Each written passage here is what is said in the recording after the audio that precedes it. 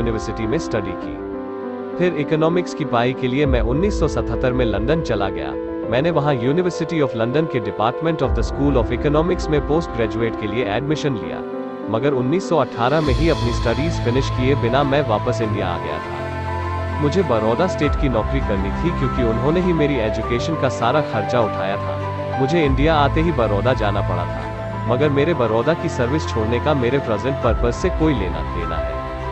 मैं इस मसले में पढ़ना ही नहीं चाहता हूँ। मैं तो बस बड़ौदा में अपने साथ हुए सोशल एक्सपीरियंसेस को लेकर कंसर्न हूँ और उनके बारे में बात करना चाहता हूँ। यूरोप और अमेरिका में जो 5 साल मैंने गुजारे थे उससे मेरे दिलो दिमाग से अनस्टेबिलिटी की बातें एकदम साफ हो गई। मैं भूल चुका था कि मैं एक अछूत हूँ और ये भी भूल चुका था कि इंडिया में एक अछूत जहाँ भी जाता है वहाँ अपने साथ साथ दूसरों के लिए भी प्रॉब्लम क्रिएट करता है।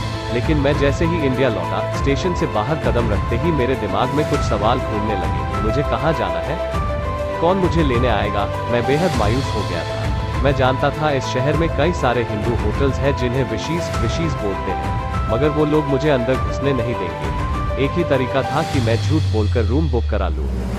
लेकिन अगर मैं पकड़ा गया तो मुझे मालूम था अगर मैं पकड़ा गया तो अंजाम क्या होगा।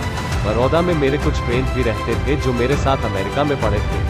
अगर मैं उनके पास गया तो क्या वो रहने देंगे, मुझे श्योर नहीं था। हो सकता है वो रहने दें, या फिर एक अछूत को अपने घर बुलाने में उन्हें शर्म आए। मैं बड़ी देर तक स्टेशन की छत के नीचे खड़े यही सोचता रहा, कहाँ जाऊँ, क्या करूँ। फिर मैंने सोचा कि चलो इंक्वायरी करता हूँ कि कैंप में कोई जगह है। अब तक सारे पैसेंजर्स जा चुके थे, बस मैं ही बचा था। 1-2 हेकनी कैरेज ड्राइवर्स यानी कुली जिन्हें कोई पैसेंजर नहीं मिला था, सामान उठाने के लिए मेरी तरफ देख रहे थे। मैंने एक को आवाज लगाई और पूछा, यहाँ कैंप में कोई होटल है क्या। उसने कहा एक पारसी सराय है और वो लोग पेइंग गेस्ट लेते हैं। पारसी सराय का नाम सुनकर मेरा दिल खुश हो गया। पारसी लोग ज़ोरोएस्ट्रियन रिलीजन को मानते हैं। इनके यहाँ छूत अछूत जैसा कोई कल्चर नहीं है क्योंकि उनके धर्म में अनटचेबिलिटी है ही नहीं। तो इस पारसी सराय में मुझे अछूत की तरह ट्रीट करने का तो सवाल ही पैदा नहीं होगा। बड़ी उम्मीद के साथ बेफिक्र होकर मैंने अपना सामान कुली को दिया और ड्राइवर को कैंप में पारसी सराय चलने को बोला।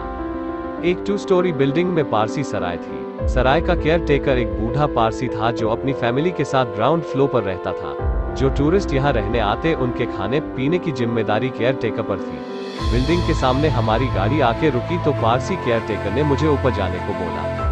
मैं ऊपर चला गया। कैरेज ड्राइवर मेरा सामान लेकर आया और अपना किराया लेकर वापस चला गया। मुझे बड़ी खुशी हो रही थी कि आखिर मेरे रहने की प्रॉब्लम सॉल्व हो गई। मैंने कपड़े चेंज कर ही रहा था कि केयर टेकर हाथ में एक बुक लिए मेरे रूम में आया। तब तक उसने देख लिया था कि मैंने सदरा और कस्तई नहीं पहना था जो पारसियों की पहचान है। कौन हो तुम, उसने तीखी आवाज में पूछा।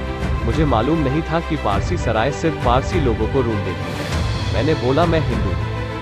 उसे बड़ा शौक लगा। तुम यहाँ नहीं रह सकते, उसने मुझे बोला।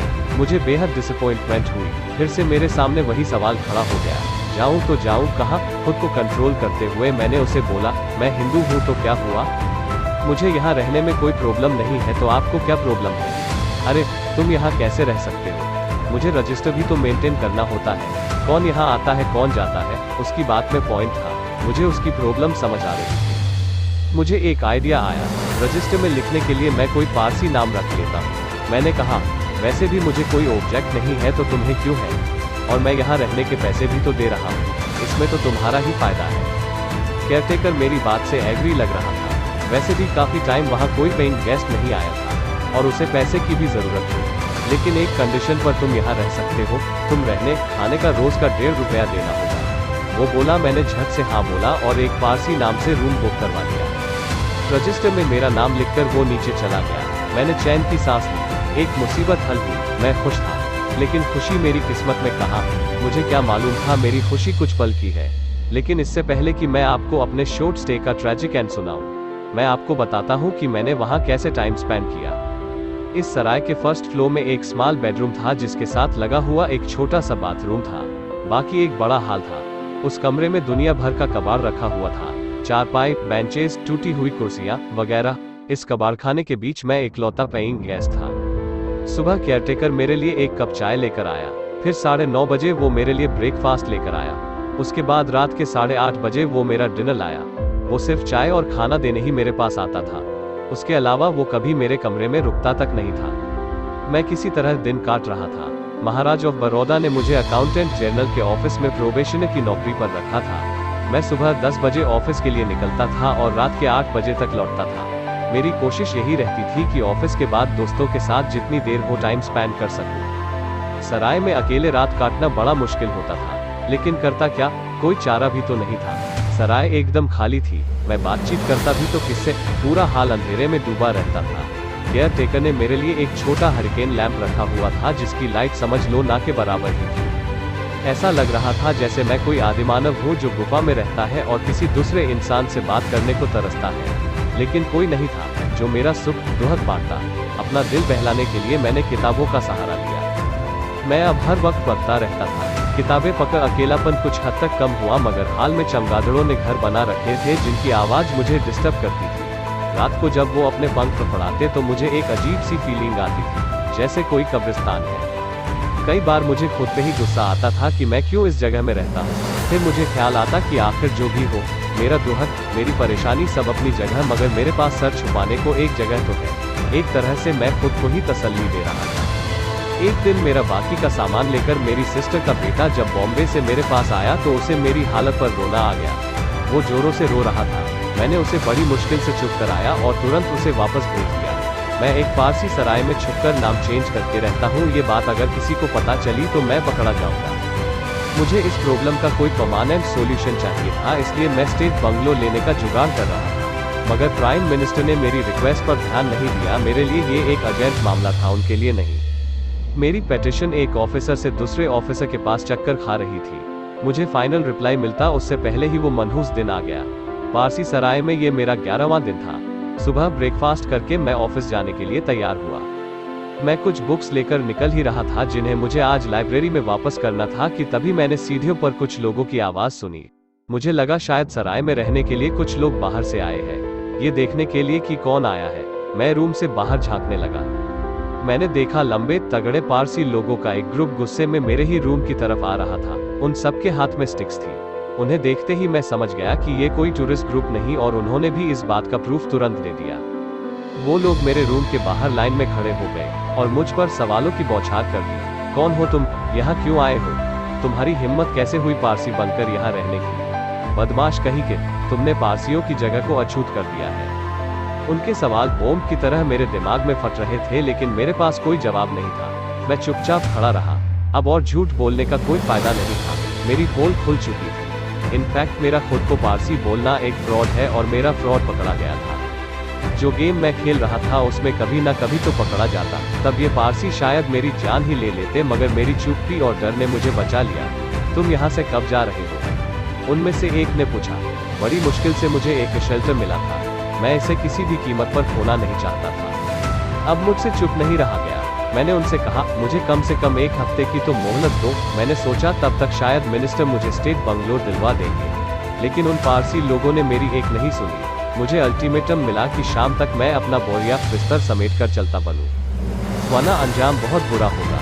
मैंने अपना सारा सामान समेटा और वहां से निकलकर सड़क पे आ गया। अब मेरे पास रहने का कोई ठिकाना नहीं था। उस वक्त मेरी हालत क्या थी, क्या बताऊं?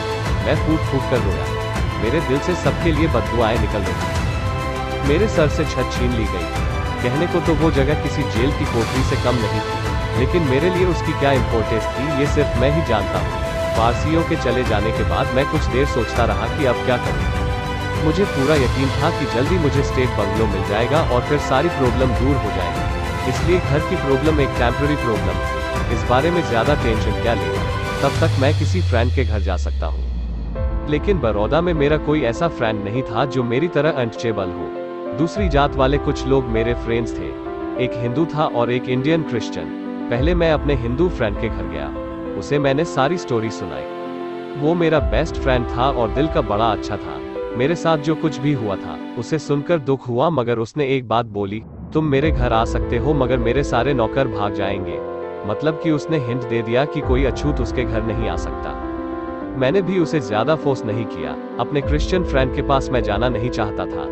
एक बार उसने मुझे अपने घर रहने के लिए इनवाइट किया था, लेकिन तब मुझे पारसी सराय में रहना था, इसलिए मैंने उसे मना कर दिया था। इसकी एक वजह थी, उसकी कुछ हैबिट्स मुझे पसंद नहीं थी और अब उसके घर जाकर मैं उसका एहसान नहीं लेना चाहता था। मैं अपने ऑफिस गया, लेकिन अपने लिए एक शेल्टर ढूंढने का मैं कोई चांस मिस नहीं करना चाहता था। एक फ्रेंड ने मुझे उसी क्रिश्चियन फ्रेंड के पास जाने की एडवाइस दी। जब मैं उसके घर गया और उससे रहने के लिए पूछा तो उसने बोला, मेरी वाइफ कल बड़ौदा लौट रही है, उससे पूछ के बताता हूँ। बाद में मुझे पता चल गया था कि उसने बड़े डिप्लोमेटिकली मुझे टरका दिया था। असल में वो और उसकी फैमिली ओरिजिनली ब्राह्मण कास्ट के थे, लेकिन अब वो क्रिश्चियन बन चुके थे। कन्वर्ट होने के बाद मेरा फ्रेंड तो लिबरल सोचता था, मगर उसकी वाइफ अभी भी ऑर्थोडॉक्स ख्यालों की थी और मुझ जैसे अछूत को घर में नहीं रखना चाहती। मेरी आखिरी उम्मीद भी मिट्टी में मिल गई। शाम के करीब 4 बज रहे थे जब मैं अपने इंडियन क्रिश्चियन फ्रेंड के घर से निकला। मेरे सामने सबसे बड़ा एक ही सवाल था, कहाँ जाऊँ? पारसी सराय मैंने छोड़ दी थी और किसी फ्रेंड के घर मुझे जगह नहीं मिली। अब बस एक ही रास्ता बचा था कि मैं बॉम्बे लौट जाऊँ। बड़ौदा से बॉम्बे की ट्रेन रात के 9 बजे छूटती थी। अभी 5 घंटे बाकी थे। 5 घंटे कैसे गुजारे जाए? क्या फिर से सराय में जाऊँ या फ्रेंड के घर जाऊँ? पारसी सराय जाने की मेरी हिम्मत नहीं थी। मुझे डर था कहीं वो लोग मुझ पर अटैक ना कर दें। दोस्त के घर मैं जाना नहीं चाहता था। मैं मजबूर था, लेकिन उसके सामने खुद को और मजबूर नहीं दिखाना चाहता था। तो मैंने सोचा चलो कमाठी बाग पार्क में चलता हूँ, जो शहर और कैंप के बीच में पड़ता है। वक्त मेरे माइंड में कई सारी बातें घूम रही थी। मेरे साथ अब तक जो कुछ हुआ था उसके बारे में, और स्पेशली मेरे पेरेंट्स जो मुझे बड़े याद आ रहे थे। करीब 8 बजे मैं गार्डन से निकला, एक तांगा लिया और सीधे पारसी सराय आकर रुका। मैंने अपना लगेज उतारा। केयर टेकर मुझे देखकर बाहर आ गया। हमने एक दूसरे को देखा। वो भी चुप रहा, मैं भी चुप रहा। शायद उसे लग रहा था कि शायद उसकी वजह से मुझे इतनी प्रॉब्लम हो रही है। मैंने उसका बिल दिया और वो चुपचाप पैसे लेकर वापस अंदर चला गया। मैं बड़ी उम्मीद लेकर बड़ौदा आया था। मैंने कई सारे ऑफर्स भी रिजेक्ट किए थे। वह टाइम चल रहा था। इंडिया में कई सारे एजुकेशनल सर्विसेज में वेकेंट पोस्ट थी। वैसे तो मैं लंदन में भी कई जाने माने लोगों को जानता था, मगर मैंने किसी को अप्रोच नहीं किया था। मुझे लगा मेरी फर्स्ट ड्यूटी बड़ौदा के महाराज के लिए है, जिन्होंने मेरी एजुकेशन का सारा खर्चा उठाया था। और आज मैं बड़ौदा में 11 दिन रहकर वापस बॉम्बे जाने को मजबूर हूँ। पूरे 18 सालों तक मुझे ये सीन नहीं भूला था। गुस्से में पागल 1 दर्जन पारसी हाथों में डंडे लिए मेरे आगे खड़े हैं और मैं उनसे रहम की भीख मांग रहा हूँ। और इतने सालों बाद भी इस बात को याद करके मेरी आंखों में आंसू आ जाते हैं। और उस दिन फर्स्ट टाइम मुझे पता चला कि एक अछूत जितना हिंदू के लिए अछूत है, उतना ही पारसियों के लिए भी है। Pride, awkwardness and a dangerous accident in Chalisgaon. ये 1929 था। बॉम्बे गवर्नमेंट ने अछूतों के दुखद दर्दों के बारे में इन्वेस्टिगेट करने के लिए एक कमेटी अपॉइंट की। मैं इस कमेटी का मेंबर था। कमेटी को पूरे इलाके में घूमकर अछूतों पर हो रहे जुल्म और इनजस्टिस के मामलों को इन्वेस्टिगेट करना था। कमेटी को डिवाइड किया गया। मेरे साथ एक और मेंबर था। हमें खानदेश के 2 डिस्ट्रिक्ट दिए गए थे। हम दोनों ने अपने काम फिनिश करके अलग अलग वो एक हिंदू संत से मिलने चला गया और मैं ट्रेन से बॉम्बे के लिए निकल पड़ा। चालीसगांव में उतरकर मैं एक विलेज में गया जो धुलिया लाइन में पड़ता था। मुझे यहाँ पर एक सोशल बाइकआउट का केस इन्वेस्टिगेट करना था। गांव के कुछ हिंदुओं ने एक कंस्टेबल को गांव से बाहर निकाल दिया था। चालीसगांव के अछूत स्टेशन आए और मुझसे रिक्वेस्ट करके बोले कि मैं रात में उनके साथ स्टे करूं। मेरा प्लान था कि मैं सोशल बाइकआउट का केस स्टडी करके सीधे बॉम्बे चला जाऊंगा, लेकिन उन लोगों की रिक्वेस्ट पर मुझे उनकी बात माननी पड़ी। मैंने विलेज जाने के लिए धुलिया की ट्रेन ली। वहां निकल गए। मैंने विलेज जाने के लिए धुलिया की ट्रेन ली। वहां पहुंचकर मैंने उन्हें विलेज की सिचुएशन के बारे में बताया और नेक्स्ट ट्रेन से चालीसगांव आ गया। स्टेशन पर चालीसगांव के अछूत मेरा वेट कर रहे थे। उन्होंने मुझे फूलों की माला पहनाई। अछूतों का मोहल्ला यानी माहरवाड़ा वहां से 2 मील दूर था। बीच में एक नदी पड़ती थी जिस पर एक पुल था। हमें इसी पुल से होकर विलेज तक जाना था। स्टेशन पर कई सारे तांगे सवारी के इंतजार में खड़े थे। वैसे माहरवाड़ा वॉकिंग डिस्टेंस में था। मुझे लगा लोग आएंगे और तुरंत मुझे उस तरफ ले जाएंगे, मगर ऐसा कुछ हुआ नहीं और मुझे समझ नहीं आया कि मैं वेट क्यों कर रहा हूँ। करीब 1 घंटे बाद एक तांगा प्लेटफॉर्म पे मेरे पास आकर रुका। मैं उस पर बैठ गया। उस तांगे पर हम 2 ही लोग थे, एक तांगे वाला और एक मैं। बाकी लोग एक शॉर्टकट से पैदल आ रहे थे। तांगा अभी 200 कदम भी नहीं चला होगा कि एक कार के साथ उसकी टक्कर होते बची।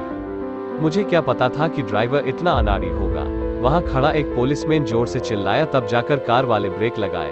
खैर हम लोग पुल तक पहुंचे। इस पुल की रेलिंग या दीवारें नहीं थी जैसा कि अक्सर नदी के बड़े पुलों में होती है। 5 या 10 फीट की दूर पर बीच में पत्थर लगे हुए थे। जिस रोड पे हम आ रहे थे, ये पुल उससे राइट एंगल पर नदी के ऊपर बना था, इसलिए रोड से पुल तक आने के लिए एक शार्प टर्न लेना पड़ता था। पुल के फर्स्ट स्टोन के पास घोड़े ने स्ट्रेट जाने के बजाय टर्न ले लिया और लटका गया। तांगे का पहिया इतनी जोर से पत्थर से टकराया कि मैं तांगे से उछलकर सीधा जमीन पर गिरा और मेरा तांगा और घोड़ा दोनों जाकर नदी में गिरे। मैं इतने जोर से गिरा था कि थोड़ी देर यूं ही सेंसलेस पड़ा रहा। महारवाड़ा नदी के अपोजिट साइड में था। स्टेशन में मुझे लेने जो लोग आए थे वो शॉर्टकट लेकर मुझसे पहले पहुंच चुके थे। उन्होंने मुझे उठाया और महारवाड़ा लेकर गए। बच्चे, औरतें, मर्द सब मेरी हालत पर रो रहे थे। मैं बुरी तरह इंजर्ड था, मेरा पैर भी टूट गया था। कई दिनों तक तो मैं चल ही नहीं पाया। ये सब अचानक कैसे हुआ, मुझे कुछ समझ नहीं आ रहा था। दिल्ली उस पुल से तांगे पास होते थे, लेकिन कभी किसी घोड़े वाला का कंट्रोल लूज नहीं हुआ तो फिर मेरा तांगा ही क्यों टूटा? इंक्वायरी करने पर असली बात मालूम पड़ी। रेलवे स्टेशन पर तांगा मिलने में टाइम इसलिए लग रहा था क्योंकि कोई भी तांगे वाला एक कंस्टेबल को अपने तांगे में बिठाने को रेडी नहीं था। ये उनकी शान के खिलाफ था और मैं स्टेशन से पैदल चलकर जाऊं, ये बात महार लोगों को बर्दाश्त नहीं हो रही क्योंकि वो मेरी बड़ी रिस्पेक्ट करते थे। तो डिसाइड ये हुआ कि तांगे वाला अपनी तांगा रेंट पर देगा मगर खुद नहीं चलाएगा। महार लोगों को कोई दूसरा ड्राइवर ढूंढना होगा जो मुझे बैठाकर महारवाड़ी तक लेकर जाए। लेकिन ये लोग भूल गए थे कि इज्जत से ज्यादा से पैसेंजर की सेफ्टी ज्यादा जरूरी है। इनमें से किसी को भी तांगा चलाना नहीं आता था क्योंकि ये इनका काम नहीं था। फिर एक आदमी ने रिस्पॉन्सिबिलिटी ली और मुझे तांगे पर बिठाकर ले गया। उसने सोचा तांगा चलाना कौन सा मुश्किल काम है, मगर उसे कंट्रोल छूट गया और ये एक्सीडेंट हो गया। 40 गांव के इन महार लोगों ने तो इज्जत बचाने के लिए मेरी लाइफ ही दांव पे लगा दी थी। उस दिन मुझे समझ आया कि एक अनपढ़ तांगे वाला भी खुद को एक अछूत से कहीं ज्यादा सुपीरियर समझता है, फिर चाहे वो अछूत कोई बैरिस्टर ही क्यों ना हो। For polluting the water in the fort of Daulatabad fort में पानी गंदा करना। 1934 में movement of the depressed classes के मेरे कुछ साथियों ने मेरे साथ घूमने का प्लान बनाया। मैं मान गया। हमने डिसाइड किया कि हम लोग वेरुल के बुद्धिस्ट केव्स भी जाएंगे। मुझे पहले नासिक जाना था जहां मेरे फ्रेंड्स मुझे ज्वाइन करने वाले थे। वेरुल जाने के लिए हमें पहले औरंगाबाद जाना था। औरंगाबाद तब मोहम्मडन स्टेट हैदराबाद का एक टाउन था जो हिज हाइनेस निजाम के अंडर आता था। औरंगाबाद पहुंचने के लिए हमें पहले एक और शहर दौलताबाद से होकर गुजरना था। ये टाउन भी हैदराबाद स्टेट में था। दौलताबाद एक हिस्टोरिकल सिटी है। किसी जमाने में ये एक फेमस हिंदू राजा रामदेव राय की कैपिटल हुआ करता था। दौलताबाद फोर्ट के जाना माना एंशियंट हिस्टोरिकल मॉन्यूमेंट है जिसे देखने दूर दूर से टूरिस्ट आते हैं। तो हमने भी प्लान किया कि हम लोग दौलताबाद फोर्ट देखने जाएंगे। हमने कुछ बसें और टूरिस्ट कार हायर की। हम लोग कुल मिलाकर 30 लोग थे। हम नासिक से येवला पहुंचे क्योंकि ये औरंगाबाद के रास्ते में पड़ता था। वैसे हमने पहले से अपना कोई टूरिस्ट प्लान अनाउंस नहीं किया था। हमारा आइडिया था कि हम लोग चुपचाप से सारी जगह घूम फिर के आ जाएंगे। दरअसल हम उन प्रॉब्लम्स को अवॉइड करना चाहते थे जो हम जैसे अनचेबल लोगों को ट्रैवलिंग के दौरान होती है। जिन जगहों पर हमें स्टे करना था वहां हम पहले से इन्फॉर्म कर चुके थे। हालांकि हम लोग निजाम के स्टेट से होकर जा रहे थे मगर हमारा कोई आदमी हमें मिलने नहीं आया। दौलताबाद काफी डिफरेंट लगा। वहां हमारे लोगों को ऑलरेडी इन्फॉर्म कर दिया गया था कि हम वहां स्टे करने आ रहे हैं, इसलिए वो लोग शहर के बाहर ही हमारा वेट कर रहे थे। उन्होंने सजेस्ट किया कि फोर्ट जाने से पहले हम लोग गाड़ियों से उतरकर फ्रेश हो जाएं और कुछ चाय नाश्ता कर लें। लेकिन हमने सोचा अगर रुके तो देर हो जाएगी और हम अंधेरा होने से पहले ही फोर्ट देख लेना चाहते थे। हालांकि सबका चाय पीने का बड़ा मन हो रहा था, इसलिए हमने मना कर दिया और बोला कि हम लोग वापसी में चाय नाश्ता करेंगे। ये रमजान का मंथ था जिसमें मुस्लिम्स लोग पूरे महीने फास्ट रखते हैं। फोर्ट के गेट के बाहर ही पानी से भरा एक टैंक रखा था। चारों तरफ एक चौड़ी स्टोन पेवमेंट थी। हम लोगों के कपड़े, पूरी बॉडी और फेस सफर की धूल मिट्टी से भरे थे। तो हमने सोचा क्यों ना हाथ मुंह धोकर थोड़ा फ्रेश हो जाए। हमने टैंक से पानी निकाला और हाथ पैर धोने शुरू कर दिए। इसके बाद हम फोर्ट के गेट पर पहुंचे। अंदर और सोल्जर्स खड़े थे। उन लोगों ने फोर्ट के बड़ा सा गेट हमें एंट्री दे दी। हम लोग अभी गॉड से फोर्ट के अंदर जाने के बारे में पूछ ही रहे थे कि एक सफेद दाढ़ी वाला एक मुस्लिम बुढ़ा पीछे से चिल्लाता हुआ आया, ये ढेढ़ों यानी अछूतों ने पानी गंदा कर दिया है। बस फिर क्या था, जितने भी वहाँ बूढ़े जवान मुस्लिम्स थे सबने हमें गालियां बकना शुरू कर दिया। ये ढेर सर ज्यादा सर चढ़ गए हैं, ये अपनी औकात भूल गए हैं, इन्हें तो सबक सिखाना पड़ेगा। उन लोगों ने हमें घेर लिया था। हमने उन्हें बोला हम बाहर से आए हैं, हमें यहाँ के लोकल कस्टम मालूम नहीं है, मगर उन्होंने हमारी एक नहीं सुनी। उनका गुस्सा उन लोकल एंट्रेबल्स पर फूट पड़ा जो शोर शराबा सुनकर फोर्ट के गेट पे इकट्ठा हो गए थे। तुम लोगों ने इन आउटसाइडर्स को क्यों नहीं बताया कि इस टैंक का पानी अछूत नहीं छू सकते? वो लोग बार बार उनसे पूछ रहे थे। बेचारे अछूत लोग। वो तो उस टाइम वहाँ थे भी नहीं जब हमने टैंक से पानी निकाला था। ये हमारी गलती थी जो हमने बिना पूछे उनका पानी छुआ था।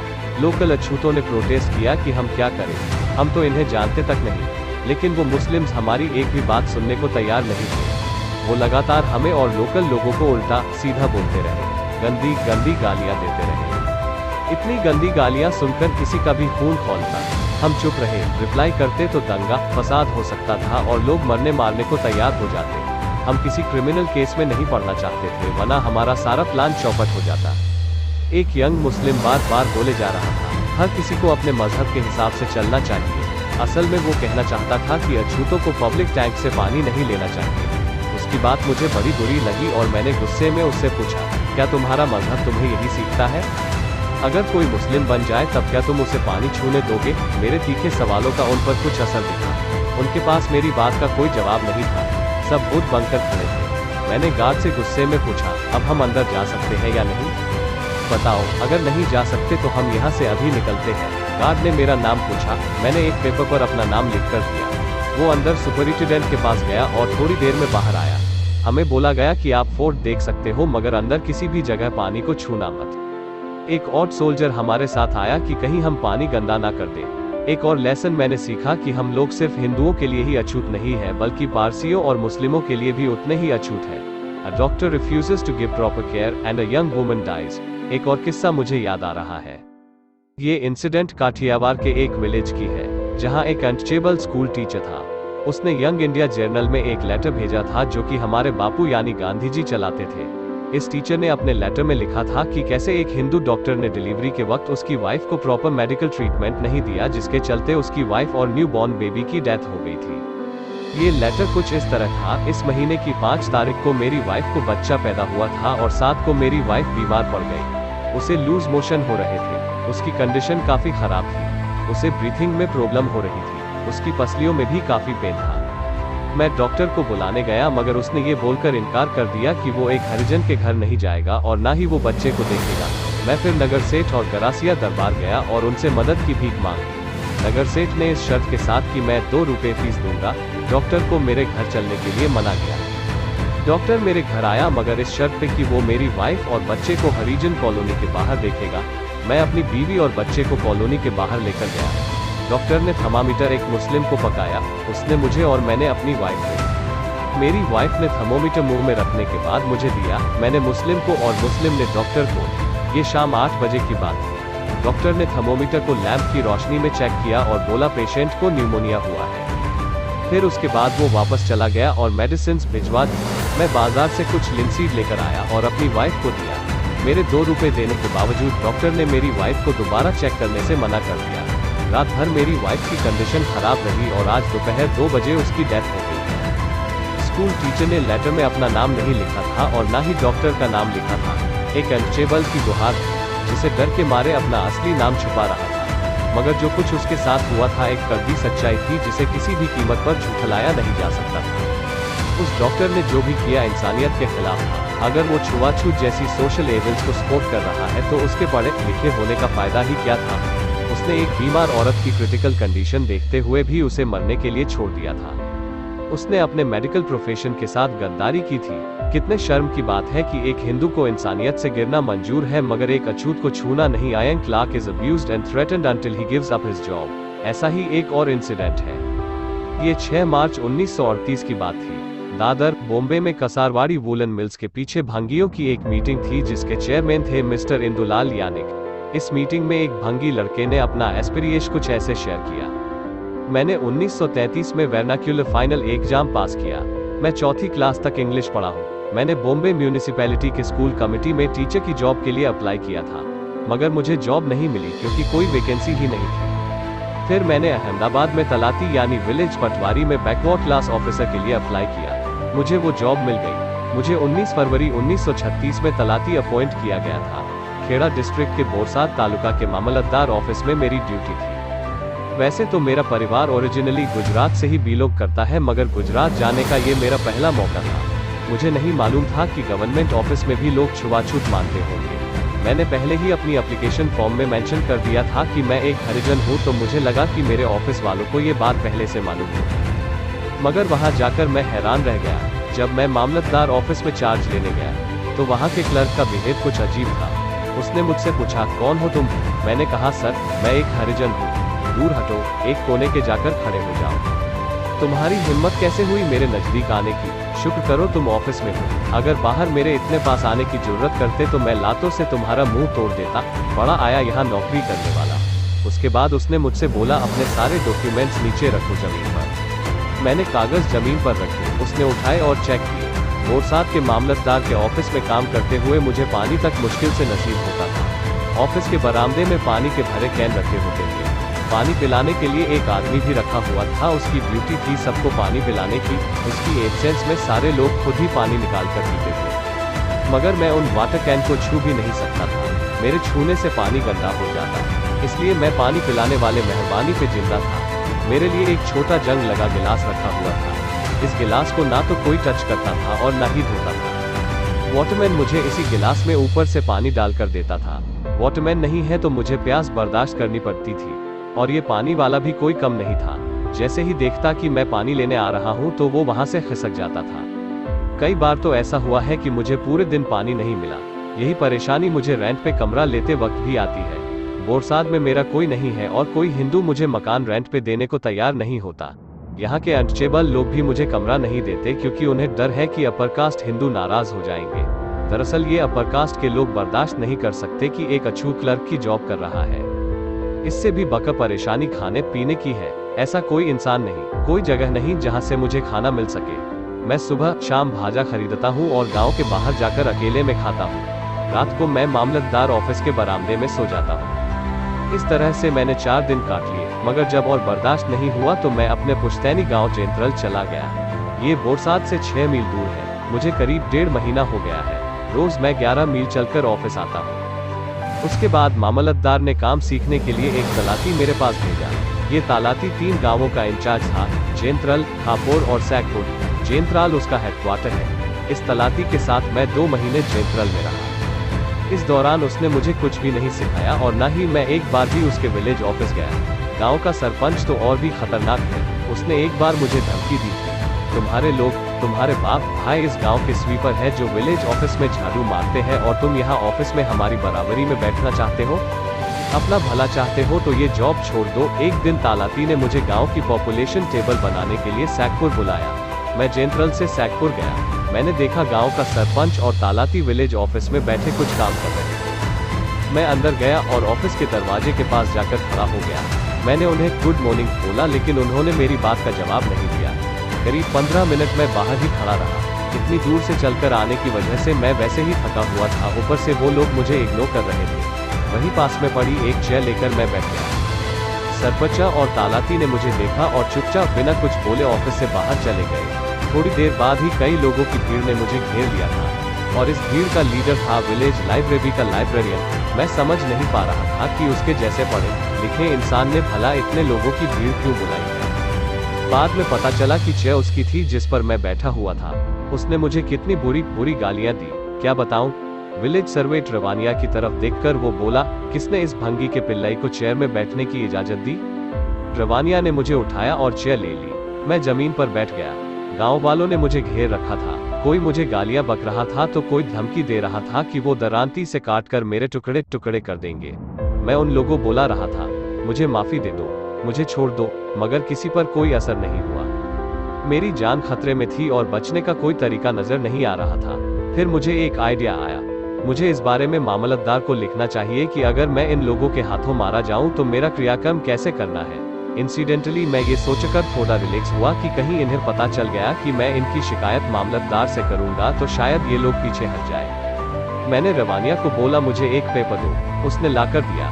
मैंने फाउंटेन पेन से बोल्ड लेटर्स में लिखा, to mamlatdar taluka बोरसाद, sir Parmar Kalidas Shivram का सादर नमस्कार। मैं आपको ये इन्फॉर्म करना चाहता हूँ कि मेरी जान खतरे में है और ये सब इसलिए हुआ क्योंकि मैंने अपने पेरेंट की बात नहीं सुनी। मेहरबानी करके मेरे पेरेंट्स को मेरी मौत की खबर पहुंचा दीजिएगा। लाइब्रेरियन ने मेरा लिखा हुआ लेटर पढ़ा। फाड़ो इसे अभी, उसने मुझसे कहा। मैंने लेटर फाड़ दिया। सबने मिलकर मेरी बेइज्जती करनी शुरू कर दी। तुम खुद को हमारा तलाती बोलते हो, तुम भंगी होकर हमारे ऑफिस में आकर कुर्सी में बैठना चाहते हो। उन लोगों के तेवर देखकर मैं बेहद डर गया। मैंने उनसे रहम की भीख मांगी और बोला आयमा ऐसी गलती नहीं होगी, और मैंने प्रॉमिस किया कि मैं ये जॉब भी छोड़ दूंगा। शाम के 7 बजे तक भीड़ ने मुझे वहां से जाने नहीं दिया। तलाती और मुखिया भी तब तक वहां नहीं पहुंचे थे। फिर जब गांव वाले चले गए तो मैं भी 15 दिन की छुट्टी लेकर अपने पेरेंट्स के पास बॉम्बे लौट आया।